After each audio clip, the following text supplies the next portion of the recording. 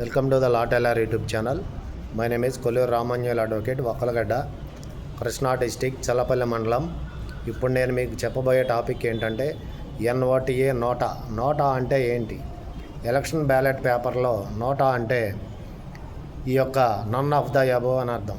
నోటా అంటే none of the above అని అర్థం. ఈ యొక్క నోటా అనేది 2013లో సుప్రీంకోర్టు జడ్జిమెంట్ ద్వారా రావడం జరిగింది. ఈ సుప్రీంకోర్టు జడ్జిమెంటు ఎలక్షన్ సంబంధించి ఒక కేసుకు సంబంధించి ఈ జడ్జిమెంట్ ఇవ్వడం జరిగింది.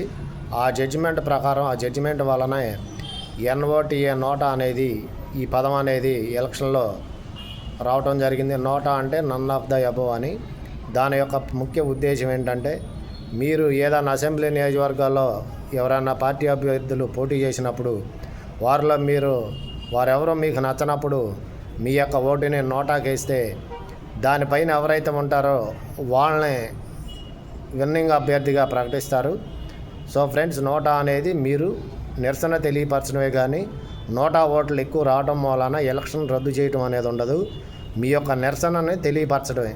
మీరు ఏ పార్టీ అభ్యర్థులైతే ఇద్దరు పోటీ చేస్తారో వాళ్ళిద్దరూ మీకు నచ్చినప్పుడు మీరు ఓటుని నోటా మీద వేస్తారు. ఆ నోటా మీద వేసిన దానికి పైన ఎవరైతే ఉంటారో క్యాండిడేట్లు వాళ్ళనే విన్నర్ అభ్యర్థిగా ప్రకటిస్తారు. దట్ ఈస్ కాల్డ్ ద నోటా అంటారు. ఈ నోటా అనేది ఎలక్షన్ సంబంధించింది. మీ యొక్క నిరసన అనేది తెలియపరచడానికి వచ్చినటువంటి పదం అది.